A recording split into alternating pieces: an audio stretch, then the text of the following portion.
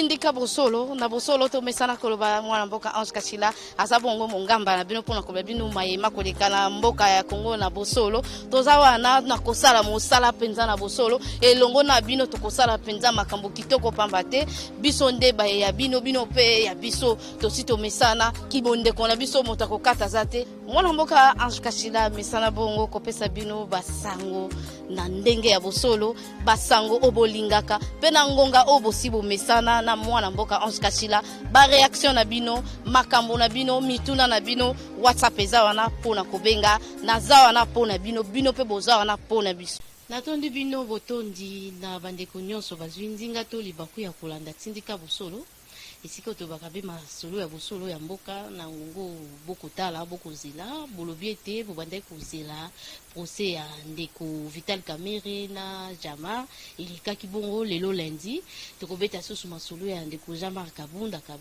pamba te naza na cadre moko ya UDPS awa ndeko Diabanda nde tokobeta ne pe masolo ya tindika bosolo penza na bosolo ndenge tumisana penza kobeta masolo na pesi bino susu mbote pe na bandeko nyonso o basi bakopesa nga confiance pe biombo na sima kamera pe na bazalisi ya chaîne na biso papikeli na refin kisombe na pesi bino matondo mingi pamba te bosaka ete masolo ya boye eyebana epai oyo bandeko baza libanda to baza nzinga ya mboka mwana mboka Diabanda topesi penza mbote pe toyambi yo malamu mbote merci beaucoup na koyambanga na kati ya plateau na bino tone kosola na makambo etali mboka mbote pe na balandi nyonso mwana mboka tokobanda be na masolo ya ndeko Kamerhe bandeko mosusu bakomi balobi ete lelo Kamerhe asambi kitoko ndeko Jamar ye moko ayebaki koloba français te mais lelo toza surpris lelo alobi mpenza asambi na français asakoli na français mpona yo na nyonso oyo eleki topesi nano avant nazongisa to napesa ye maloba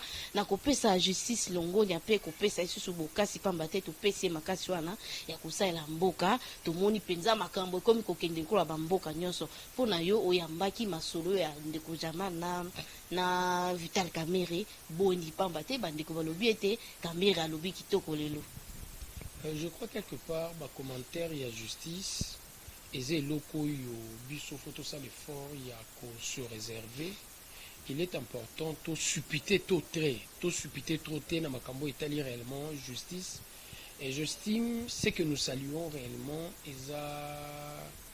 le courage oyo ba magistrat ba komozwa lelo po bakanga moto nyonso tout et balakisa na ba congolais nyonso tout quel que soit place où ozali ozana sami beko et partant de cet élément moi réellement je salue mais toutefois le fait sont là tous en a besoin droit et l'Obama lokola ba mo bazuzi balobaka donne-moi le fait je te dirai le droit et nous réservons réellement le droit aussi de sanctionner positivement ou négativement ndenge nini makambo kokomela na suka mais na ngongo tozopesa confiance na bazuzi mais toutefois moi personnellement ça c'est un avis personnel nazo senga na bazuzi na biso na lolenge ya contexte tokomi lelo moto nyonso soka sali mabe bazomeka na kobenga ye bamekaka ko expliquer nous savons quelque part na phase instructionnelle il y a cette dimension et un secret sans livrer les éléments mais expliquer à l'opinion qu'est-ce qu'il y a par rapport aux interpellations. Pour bazouzi pe place mosusu na bamboka mosusu ya poto to monaka dossier moko songolo a une explication. Il faut explication za la population na biso azana besoin ya pédagogie, ya contexte ya ko comprendre pour élément nga nazo déplorer eza politisation ya ba procès. À chaque fois ba procès zo za la politiser mboke ko kende liboso te. Toza unanime ezala ndeko Kamerhe Nathalie na Africa 24 ezala le président de la République Félix Tshisekedi Chilombo ezala bato ya FCC Kabila à son temps alobaki yango la gangrène qui est en train de détruire notre pays s'appelle la corruption et corruption en ezala qui réellement au sommet de l'État et Kabila à une certaine époque alobaki fini la récréation masala kite na lolengo biso nyonso toza unanime que bato liboso babo makambo keza ba politicien il faut nécessairement le nombre des interpellations et matali susu pour jusque là ezana no moke détournement zaki makashi au sommet de l'État ndeko luzolo bambi akena koloba 15 à 20 milliards et yibamaka chaque année. Et partant de cet élément, moi je suis d'avis que bazouzi faut ba matisse interpellation et en plus il faut se réserver droit ya ko sanctionner positivement to négativement masolo bango bakosala au regard de fait ce qui doit et lobami malamu te ce que lobami malamu to sanctionner positivement mais politisation ba fait totika na moni na ngambo ya Israël Benjamin Netanyahu aza premier ministre en fonction interpellé par Bazouzi alobi au nom de la pandémie Covid-19 il estimait quelque part que na nombre ya ba garde du corps ba ko respecter ba mesures barrières terre mais justice et EBCA nul n'est au-dessus de la loi tous égaux devant la loi tous les citoyens et au nom ya principe ya mboka na bango etali mibeko moto nyonso ne bandeli ya phase instructionnelle ye moko mutazalaka présent à se déplacer et j'estime mboko biso photo koma nango eza yangwana totika ko politiser ba affaire judiciaire soki moko abino aza epai ya bazuzi yaka na moyen de défense mwana mboka ndenge bandeko mosusu bakolela balobi ete babengisi ndeko Amida Shati na Jamar Soraya Mpiana na mwana mboka na ndeko moko foyo wana nde ayebani te me kotala ndeko Amida Shati aza molongani ya ndeko Vital Kamerhe wana eko pesa mabete eko bimisa mwasi ya bato na miso ya bato bongo. C'est au juge d'apprécier. Moi, j'estime quelque part qu'on politise affaire. Le juge doit apprécier. Et j'estime quelque part que la partie civile est sengi, Nathalie procès. Juge a tout na partie nyonso, ba pesa ba kombo ba témoin. Batwa Jamal ba pesi, batwa Kamerhe ba pesi, partie civile paie et pesi. À ma grande surprise, le bon des accusés Oya Kamerhe, avocat ba bandi ko s'agiter. À quoi bon de s'agiter? Toko matina menace na kotia moto na mboka. Okotia moto na mboka po babengisi moto yo po na partie civile, il y a eu des transactions bancaires oyo kombo na ezare. Wana mboka na tia mwa munga moko pamba te bande ko nyonso bala bakolanda biso balanda ki pe procès bango nyonso te. Yebisa bango o alinga tia moto na mboka nde nani baye pamba te foko loba makambo na bosolo eza tindika bosolo toyoki epai avocat oyo ayokaki Kamerhe de côté que Kamerhe azoloba akotia moto na mboka. Et l'avocat n'a pas tardé pour lui dire monsieur, tu ne dois pas menacer les gens, tu ne peux pas menacer. Place na comprendre qu'azali déjà déboussolé, azana perte, agitation oyo bon des accusés la kisi na yemoko. Et j'estime quelque part que procès non utilité. Il faut baser un apaisement. L'apaisement ne permettre réellement ceux qui ont moyen de défense et ça très éloquent, bah convaincre Zouzi que Azan a raison. Mais si tel n'est pas le cas, au lieu à kende na ba méthode extrajudiciaire, atikala na méthode judiciaire et j'estime na pénal et ça technique. Atika maele mingi na bavoka. Conseil d'amis na pesi. Mwana mboka tobeta susu masolo ya ndeko Jean-Marc Kabondo aza présent ai ya UDPS. Tobeta masolo na ina ndeko Jean-Jacques Mamba bandeko baza na posa koyeba esuki boni pamba te fale nde basala masolo moko ya lelo na ebite esuki boni yo betela biso masolo. J'estime quelque part na kati mboka na biso les ridicules ne tuent pas. Et les ridicules on dirait n'étonnent pas aussi. Moto à se permettre réellement na kati pétition na ye atia kombo ya moto ya signate faux et usage de faux et à ma grande surprise ba député oignon surtout il fallait bazala réellement ayuri et estomaqué bango moto bazo kende na défendre et po baloba flagrance ezate et pourtant flagrance il faut aussi qu'on a appréciation ya Zouzi et loi est déterminée réellement sans pour autant à la très précise du solo établi réellement flagrance. À ma grande surprise, la pétition à Bongo, Maman Mabunda Alinga persister. Et je me pose la question de savoir comment est-ce qu'elle peut persister tant ou déjà doute est commis dans Makambo Etali pétition wana. Ce qui doute il faut nécessairement Bossala Nini. Pour permettre na Congo et la guerre en premier lieu doute. Ce qui moto a imité signature ya moto. l'essentiel il y a pétition wana eza sous na place te.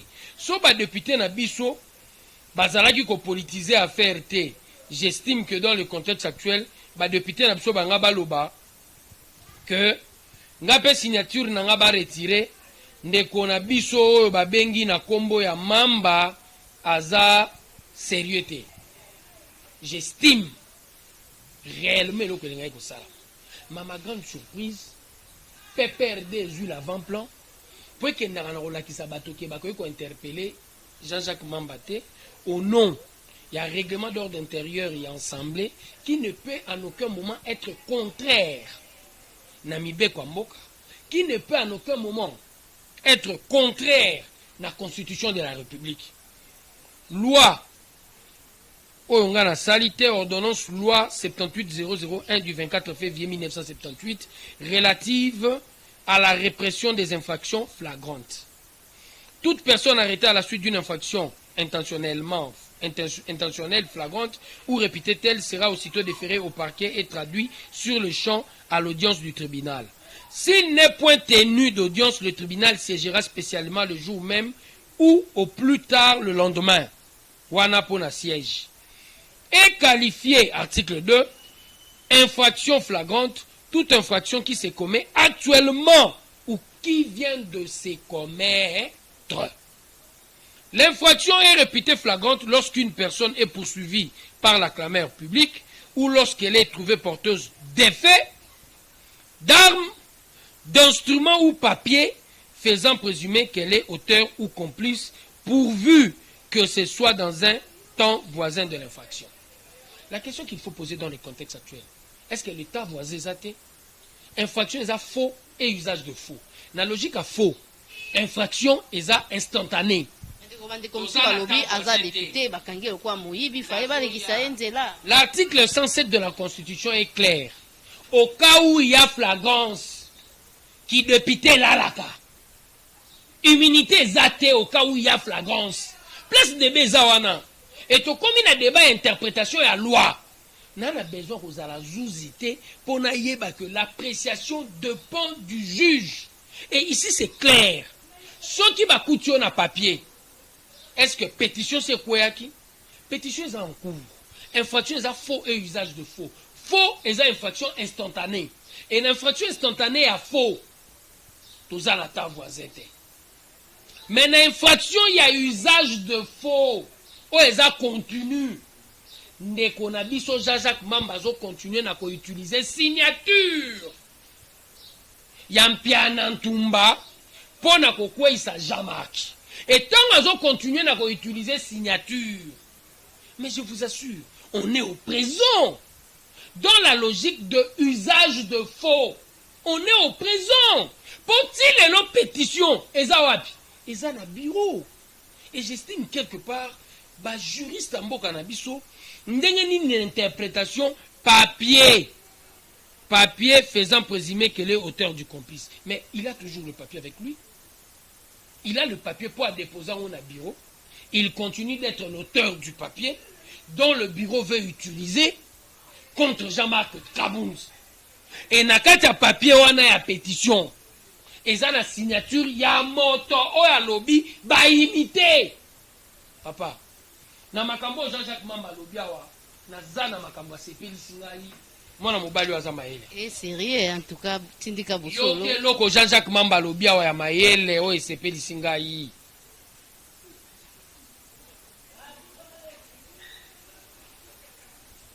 À tout moment, l'honneur de la dignité de nos fonctions ainsi que l'image de marque de l'Assemblée nationale, j'ai adressé un dernier courrier. Donc, qu'est-ce qu'il voulait dire?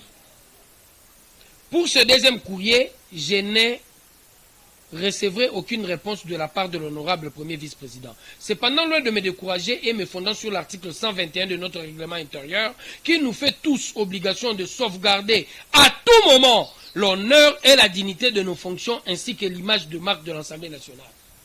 Yawana Akena, troisième document.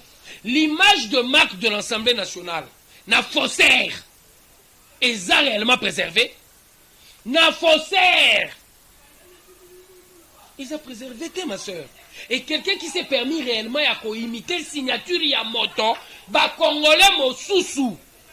Bazana bango a urité, balobi justice etikaye pendant que la prestation de la flagrance en rapport avec le temps voisin, na logique il y a usage de faux. L'infraction est continue. Et zanan, pétition nan équité. Et Ndegonabiso Jean-Jacques Mamba s'est permis réellement ya ko imiter signature. Comportement ya bana poto oyo balukaka tchekula. Oya moins sérieux oyo baboya classe. Ya bana poto to ya bato Kinshasa oyo bakanisi il faut basala ba chèque sans provision. Yé a imité signature ya moto na lolenge ya comportement wana. Vous estimez quelque part qu'une république, il faut mitungisate. Nous allons où avec cette république? Pétition, oyo initié, o imité signature à moto. So bakangi Jean-Jacques Mamba temboko na ndimité to telema. Mwana mboka. À moins, bala qui s'abisso na justice, qu'il n'avait pas imité, moutoua kosi, exemple Pianantumba. Faut bakanga dans ce cas-là Pianantumba. A sali 2 plaintes. Il a mis balai pour diffamation. Au conseiller devant témoin que a signé qui a lobby. Oh, n'a signé qui wapi. Il faut pas qu'il y ait la justice ba confronter ba autos à l'éclairer. Député Aza homme de valeur, Aza Mouto, il faut préserver image de marque, non seulement de l'Assemblée nationale, mais de la République tout entière à l'extérieur. Quand RFI Ezo bête déjà du solo à Makamboyo, Ezo la kisake, député na biso, Aza une intention mabe, il y a signature, il y a lolenge, il y a kuiba. Bon, mwana mboka en tout cas politique ya Congo ikomi kobangisa biso pe kokamusa biso na kala tomande komona IDPS abandai kobunda comme opposant azobundela penza ba droit moko mesiko lelo tomoni opposition azoko accompagner PPRD bon na éviter mwana mboka to beta masolo ya ndeko évêque Mukuna procès na loko le biais le moins important. Na koyebso ma sœur, pour ceux là qui connaissent l'histoire du Congo, ils savent que le MLC a parti à Bakolabo. Ça ne date pas d'aujourd'hui. Un 17 décembre 2002, avant que le conque n'ait chanté, tout signé accord global inclusif. Et tant que tout signé accord global inclusif, MLC a signé accord ya hôtel Cascade na Sun City. Bayaki awana matadi. Place au bayaki biloko tokuta na mabele ezaki ba préservatif. Au lieu basala musala ya mboka. Et MLC na PPRD elle signé accord wana. Biso UDPS to signé qui alliance de sauvegarde du dialogue intercongolais na RCD. On a traité Tshisekedi de tout le nom d'oiseau. Mais bénéfice y accord global et inclusif. MLC où elle est là qui avant tout le monde. Ils ont la libosoté. Ils ont parti à Bakolabo. Et travaillent à Kaka contre la République. Ils ont le lingue na bango. Ce qui bolingi ba force à un parti politique. Force à une structure. Il faut botter la comment est-ce qu'il est en train d'impacter sur la vie de gens. Force yambo ke vanda na nini. Na ba croyance na vécu. Et na l'histoire ba croyance na vécu. L'UDPS en tant que parti, c'est un parti qui croit au texte. Il y a un moni lelo na kati mboka biso to gestion. L'essentiel à débat à république est commis autour ya justice. Pour biso, même si on a kati parti na biso oyoka biso chaque jour. Article 26, to soit na kakaka autour des textes. Richesse to lingi to kabolana ba congolais va comprendre qu'il faut discuter autour de textes. Et le MLC c'est un parti de collabo. Et évolua bon toute sa vie. Ndenge na betelo li solo ya makambo etali réellement Sun City. Tant to signa qui accord global et inclusif grâce au génie de Tien Tshisekedi, quelqu'un qui a impacté positivement nos vies. Nous avons compris, nous, l'importance du combat, la responsabilité dans l'action, l'intégrité et l'honnêteté dans le combat politique. À l'Akisibiso, Ye Tshisekedi, l'essence du sacrifice. Il y a un homme UDPS à payer, l'autre Bipomboko et Téléma. À l'Akisibiso, la vérité dans ton action politique, sincérité dans l'action avec l'autre, la transparence dans la gestion. Tant que tu es un débat justice, et à la FCC, et à la MNC, balingite mboko et comme mboka ya droit.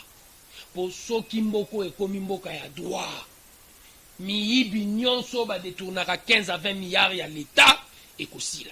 Et ça, c'est notre combat à nous, l'UDPS. Nous devons impacter positivement notre peuple pour croyance naïe et comme un texte, vécu naïe et comme en réalité un sacrifice na vérité.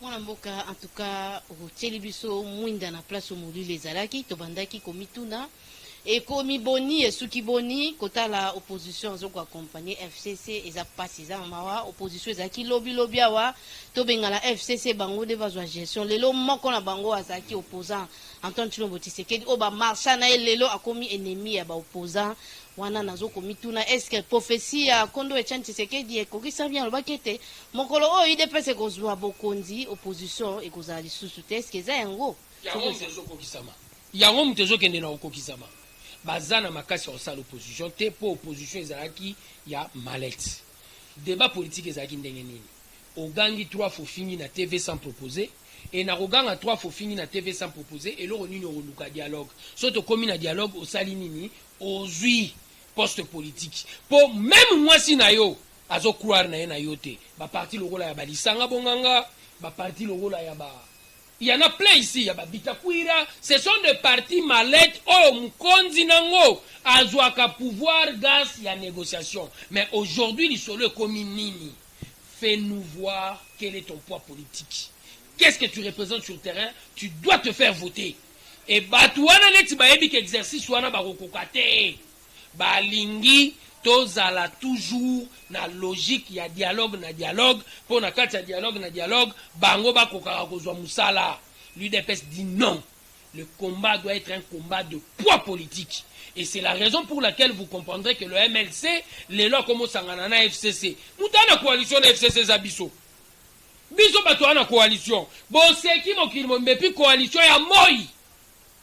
Oh non, nous leur avons dit en son temps, cet accident de parcours, c'est pour la paix. Nous nous sacrifions pour l'intérêt de la République. Aujourd'hui, Boutou, que ce soit dans la province, Pépère de MLC Bakokutana, que ce soit dans la nation, Pépère de MLC Bakokutana. Et MLC est à parti Yabako Labo. Je t'assure. Et l'avenir va encore en dire long sur le comportement de ce parti-là.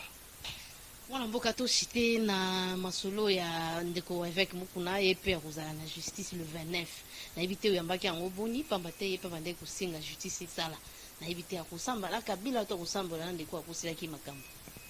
Ngai personnellement réellement je veux assez que to tika ko sala ba commentaire na ba dossier judiciaire.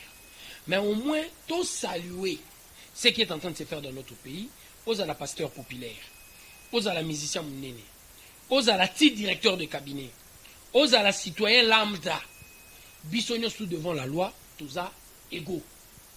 Yango élément faut te soutenir. Et en second, je dis réellement pour le pasteur, bateau balingake balukele ba moyen de défense pour akoka nako quoi ça ba grief qui lui est reproché. En premier, viol à répétition, en second menace de mort, tertio babeti solo ya détention illégale ya ba document o eza yete. Yango na makambo nyonso tu wana bato balingaki ba na ba moyen de défense. Et j'estime quelque part l'heure a sonné congolais où nous devons réellement faire un effort, nous tous soutenir justice pour Congo kende de l'avant. To leli depuis 65 tilelo bato bakoma kaka riche au sommet de l'état ba commerçant minene na mboka bazo za la terre. Ngonge koki politique epesaka lisusu bato ki mutambongo te. Ngonge koki politicien face à naissance il y a sacrifice au Tshisekedi a impacté na kati ya UDPS. Politicien face à naissance il y a sincérité dans la relation avec l'autre, la transparence dans la gestion. Biloko wane ko permettre mboke sa nini et kende de l'avant. Mais soki na banda kuna biso motonyo so ko kanisa train de vie à politique ezali kolo. Mboke zo sa nini ezo kufa. Et moi j'estime leur a sonné oyo justice à sa musanae. Nous nous réservons réellement le droit de sanctionner positivement ou négativement. On leur a donné, je crois les faits sont là, ils doivent nous dire le droit. Société pesi bango ba fait, balobe la biso droit. Bazala na parti pritaire, ba procès non c'est inéquitable pour Congolais à la fixer une fois pour toutes. Au Congolais j'ai dit leur a sonné. Et zamba liboso na kati ya mboko bomo na rabato nene bazoka. Bozalo ba chaque jour awa. bakangaka batu te tolongwa na logique ya fanatisme tokóma na logique ya analyse tolongwa na logique ya émotion tokóma na logique ya réflexion analytique pour na kati analyse topozaka ba bonne question pour de bonnes réponses. Aussi longtemps qu'on ne va pas les faire, nous resterons émotionnels. Mboki était les matés. Mais ceux qui ont une émotion, il y a un problème pour quelqu'un de l'UDPS qu'on veut voir. Je crois quelque part par rapport à son problème, tout ça à nous, toi accompagner. Comme je peux le dire par rapport à Jean-Marc Kabound, le Parlement doit se réserver réellement le droit et on sait la pétition, mais locaux toujours noté à noir dans la pétition, ils ont faux et usage de faux. Il faut et blesser Congolais nyonso. Et c'est pour cela que je dis, dans tout dossier, ne politisons pas. Les Congolais vont politiser le dossier coronavirus avec des gens moins sérieux dans notre pays. De fois aussi, quelqu'un qui s'est fait appeler député. Député. Un député, mon frère, ma soeur. Un député, se permet de le dire. Un député de la République. On a droit. Est-ce qu'il y a bongo? Nalikambo Jaja Mambalobi. Côté ka image à Malamamboka. C'est ce qu'il fait. Dans cela. Naza sur. Même Batouabongo, il faut pas l'interpeller. Assez à Kinda déjà Kokutana, Mukambia, il y a santé déjà pour s'excuser. Mboka Basala, on a excuse, c'est la justice qui doit réellement déterminer qu'est-ce qu'il y a. Néant les Malemba ne doit pas croire que dans ce pays, il doit tout se permettre. Non, ma soeur, non. Combien on a donné à cette riposte-là? Pitié à ces gens-là. C'est à peine 10 millions, je crois. Ce qui est belé, déjà, le Premier ministre Alobaki, bon, tu as 10 millions. Mais le travail qu'ils sont en train de fournir, ils sont dans l'avant-plan. Maman, si on nous appelle Corona, pas la maladie. Ils sont dans l'avant-plan de ce combat. Et toi, tu te permets de dire de bêtises, pendant que dans ces bêtises, Congolais ont dit mané Corona, ceux qui ont belé, si nous avons prélevé, ils ont dit Corona, aboyi. Ah boy, dans nos maisons ici, bah, tout bazar, on a déjà bazar. Mais ceux qui ont un hôpital, c'est qu'à Corona, à boy, habité Zaga malaria. Ma soeur, soyons sérieux. Et dans une situation pareille où la communication a posé problème, où les institutions pendant, depuis 65 jusqu'à ce jour, ont été détruites, confiance à peuple, dans leader institutionnel, et posera problème. Et c'est le travail que l'UDPS est en train de faire pour tout le monde. Toi, tu te dis député, tu dis des bêtises. Mwana mboka tokomo ki na suka na bité ozana maya koisa bandeko bakolanda biso mwa liloba suka pamba te matokomo ki na masolo na biso na suka. Liloba nanga suka na contexte émission, le contexte a bel et bien changé. Le Congo ne peut jamais avancer sans l'apport de chacun d'entre nous. Congolais partout aux A, na Poto, na Kinshasa, Wapi, à l'intérieur, faut boyer que il faut tout une émotion. Comme une réflexion analytique. Quand il y a un problème, nous devons poser des bonnes questions pour toujours avoir bonne réponse. Il ne suffit pas de dire aux gens,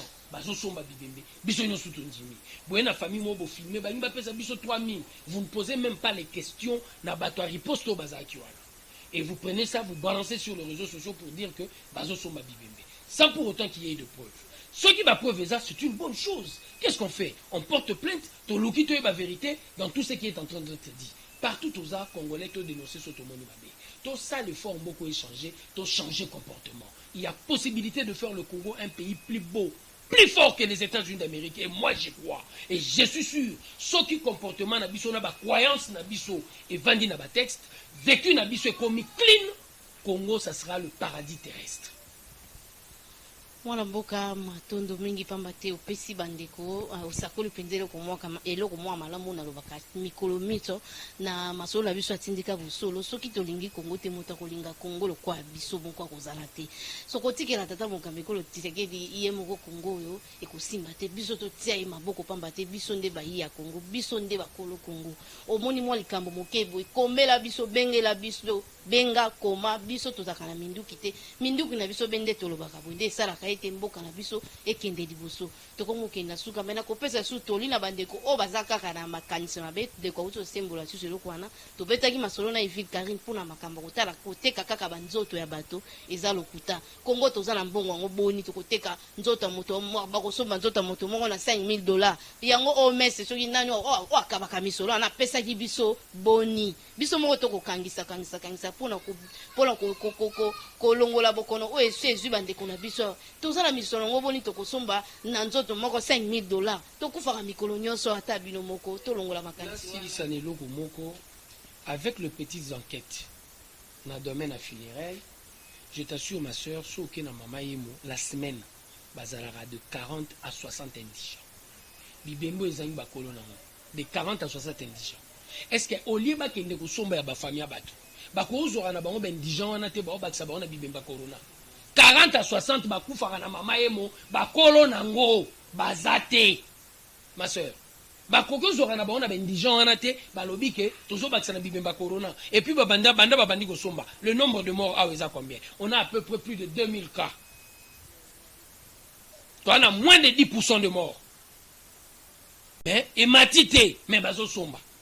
Essayons d'être réfléchis et analytiques. Tout longwa na émotion na sentiment.